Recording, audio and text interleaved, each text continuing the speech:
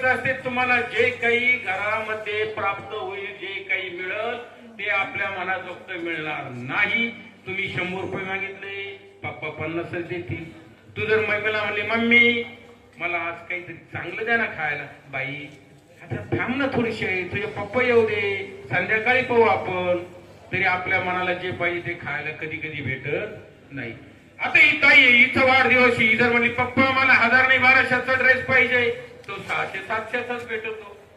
आपल्या घरामध्ये आपल्या घरच्याकडून आपल्याला 100% प्रेफरन्स मिळत नाही, त्यांनाही मिळत नाही. अगं ताई पप्पाला नोकरीला लागून 20 वर्ष झाले ना, तशी घर झालं. घर व्हायलाही एवढा उशीर लागतो, सगळ्या गोष्टींना उशीर लागतो. पण ह्या शालेय जीवनामध्ये उतरती कळा अजिबात नाही. सर्व काही more than sufficient and overlies and maximum, सर्व पॉवरलाइज अँड ओव्हरलाइज आहे या शैक्षणिक स्वरूपामध्ये.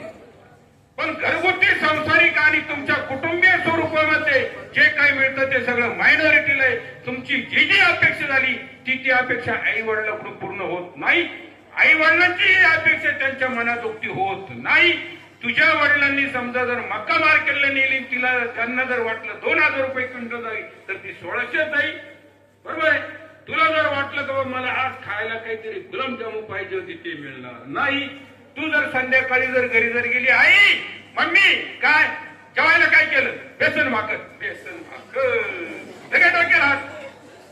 आणि हिने जर विचारलं मम्मी काय जेवायला काय, थोडी भजेची 1-2 घाणे, भजे भजे भजे भजे न खाताही असायला. हेच खरं जीवनामध्ये हे मर्म कळायला पाहिजे. आपल्याला कोणी काही दिलं नाही, मिळालं नाही, पण सहजदार बोललं ए काय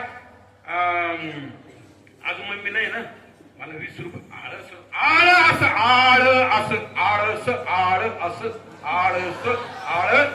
तुम्हाला लवकर कळतं. एकदम टॅलेंट विद्यार्थीने असतील तेव्हा या साईडला, कारण मी चेहऱ्यावरून मी भविष्य कळतं, मला अक्षरावरून सुद्धा कळतं, तुमच्या अंगकाठीवरून कळतं, तुमच्या बसण्यावरून कळतं. Acting acting acting action action कळतं ना. ऍक्शन शिवाय सजेशन होत नाही का, होतं.